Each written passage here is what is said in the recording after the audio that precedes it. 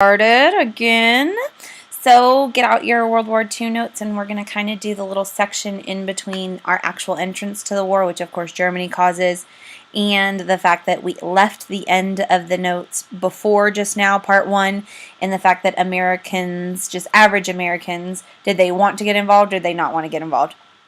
They were definitely not wanting to get involved, isolationists, if you will. So what I want you to do is get your notes out right here. This is one of the part we're going to kind of start with, but I kind of want to start you with a little video over the rise of Hitler. So I'm going to let you watch this. This is 4 minutes long, but this actually kind of starts talking about the rise of Hitler. Well, last time we talked about the rise of foreign dictators in Europe. There are specifically 3 dictators you need to know in Europe. Hitler is obviously the main one. Hitler, Germany, right? Nazi party, fascist. What are the other 2, though? Can you remember? One was from Italy. Anybody remember his name? Oh, Benito Mussolini. He is fascist as well, rise of the old Roman Empire. And the other one, actually, this is ironic. He is definitely a dictator. He is definitely not a good man. His name is Joseph Stalin. But the one we are going to focus on right now is going to be Hitler. So actually, this is a very good little 4-minute video. I do ask a question on the test over this video, so be very careful. Jot down some notes out beside it, but it's a pretty good view of how Hitler comes to power and how he capitalizes on that power. Germany was now a very different nation. It was still Europe's biggest country, but its militaristic monarchy had gone. It had become a democracy. But its government, the so-called Weimar Republic, was soon struck by a series of hammer blows. Street battles erupted between extreme right-wing nationalists and communists trying to start a revolution. Then, in 1923, the country was devastated by hyperinflation, which reached hundreds of % a month. Ordinary people's savings were wiped out. Everybody run into the bank, just like in America. This was fertile ground for a new breed of rabble-rousing right-wing politicians. Among them, Adolf Hitler. Hitler had been born in Austria. He had fought bravely as a soldier in World War I and been awarded the Iron Cross. On returning to Germany, he settled in Munich, and his fiery oratory soon enabled him to seize control of the small National Socialist or Nazi Party.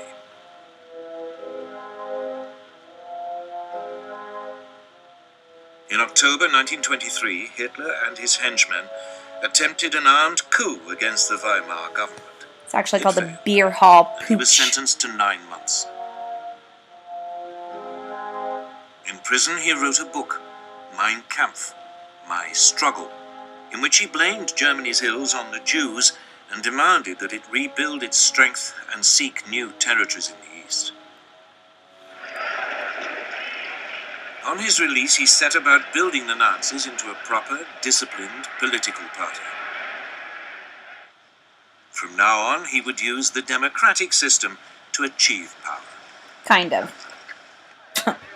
But for the next 5 years, Weimar Germany prospered.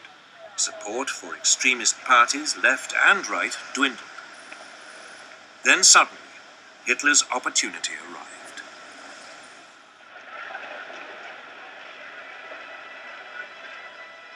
In October 1929, the US stock market crashed. Billions of dollars were lost, and an economic depression swept across the world.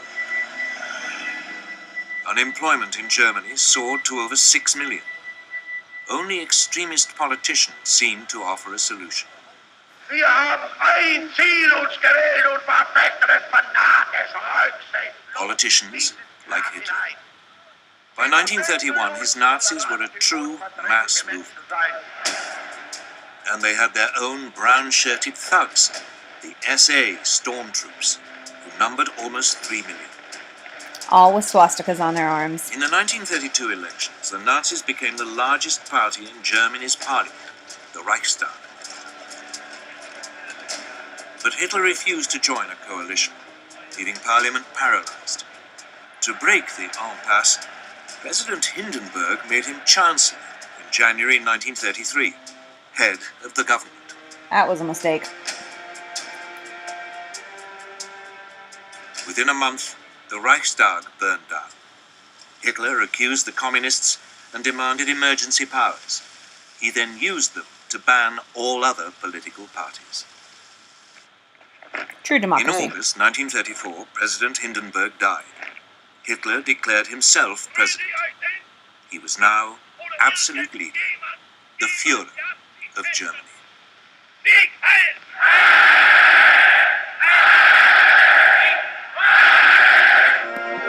A little bit scary, isn't it? Actually, that last part of the video right there where they were showing him speaking, the ironic thing is that is the very first television signal that was sent around the world. So, a little bit of interesting history there. Kind of a little scary, to be honest with you. The first thing we showed to the world was Hitler. Okay, so with that, here's what we need to go ahead and get down. Hitler, German expansion, 1935 to 1939, unopposed by the League of Nations. Oops. That's why the League of Nations wasn't really that important or that good in all of American history, because they kind of let this one go right under their nose. The first thing that Hitler did, because remember, Germany is right here. It had been cost money through the Treaty of Versailles. It had to reduce its military. It had to lose land. And so literally Hitler says, we will return ourselves to that glory and we will return ourselves to power, Germany. And he takes and pushes this idea of a prosperous Germany. He rose to power because, during the Great Depression, what did I tell you? If Hitler's standing in front of you with a massive foot-long Subway sandwich and you're starving to death, are you going to be like, hey, I'm down with a swastika? You probably would be. So that's how he gains power. In 1936, the first thing he does is he takes over the Rhineland. If you take and look at it right here in the this area right here, this lined area here, this is called the Rhineland. It's in between France and Germany. This natural expansion, he kind of just pushes over a little closer to Belgium, if you will. Austria is the next place he takes over, down to the south right here. Now, this is going to be expansion because it used to be part, obviously, right here, the Swedenland used to be. And also, Austria is where Hitler is from, so that's his natural expansion. Both of those, no problem. Walks right in, basically, and comes away with it. No big deal. But then he wants the Swedenland. And this is kind of a weird little area. Take a look at where it is. Weird little itty-bitty area. It's kind of the outline, Czechoslovakia, right in between Czechoslovakia and Germany. Before Germany had been a part of World War I, star that. The Treaty of Versailles created Czechoslovakia and created this thing called the Swedenland. It had over 7 million Czechs, 3.2 million Germans, 2.3 Slavics, and a bunch of other people. But it was a very, very interesting mix, this Swedenland. But 3.2 Germans, Hitler is going to say that belongs to Germany and we want it back. Okay, there's the Swedenland right there. Now, the one thing I will say is that he is a very convincing speaker. I know he looks nuts to us, but he is a very, very convincing speaker, and he's telling people, we deserve it. All I want is a Germany for Germans. He goes to this conference. It's called the Munich Conference. Make sure you highlight and star this. This is where it goes down, okay? In the Munich Conference, there are leaders that are going to meet to decide the fate of Swedenland, okay? Go ahead and pause this, get it down if you need. The leaders are Hitler from Germany, this guy named Neville Chamberlain from England, a guy from France. I'm going to be honest with you, he's not important. Benito Mussolini from Italy. So you have two dictators and a guy from England, basically, in France. What happens here is Hitler promises if he can just have the Swedenland, which he says is supposed to be part of Germany, he will cease and desist, no more expansion, and he will kind of just lay off of it, if you will. He promises the world if he receives the Swedenland, there would be no war. He'd been looking very, very aggressive, and he said, just give me the Swedenland. This is pictures from the Munich conference. This is Neville Chamberlain. I call him the skunk because look, you see his hair? He looks like a skunk. Anyways, this is Hitler right here. Swastika on arm, Nazi party blaring. He says, all I want is a Germany for Germans. He said there are Germans in the Swedenland. Let them return to their home country. All Chamberlain wanted, this guy, was peace. He said if this is going to make him happy, this little itty bitty piece of land, why not? Chamberlain believed that sacrificing this little area of Czechoslovakia, the Swedenland, If this satisfies Hitler, then we will have a peace and honor in our time. So literally, Chamberlain gives in to Hitler. Here is what you need to star, you need to circle, you need to highlight. This is known in history as appeasement. Appeasement. Say it. Appeasement. Appeasement is when you give up something to please someone. Chamberlain and the rest of Europe gave up the Swedenland to please Hitler. Are we clear? Hitler got the Swedenland. Chamberlain got what he thought was peace. This morning, I had another talk with the German Chancellor, Herr Hitler. And here is the paper which bears his name upon it as well as mine. So they signed what we will call the Munich Agreement. And again, Chamberlain thinks, Great Britain Prime Minister thinks, oh, this is awesome. Peace in our time. Hitler's like, yeah, I got one more piece of land. They think I'm going to stop, but the one thing my mom always told me is it's an old saying. My mom said, if you give a mouse a cookie, he'll want a glass of milk. Hitler's taken the Rhineland. He's taken Austria. He wants Swedenland. They give him Swedenland. FDR even sent a letter to Hitler saying, please honor this agreement. But later in 1939, Hitler would invade the rest of Czechoslovakia. And the United States learned from this that you can never trust the words of a dictator. You think that's going to come in later? Star it.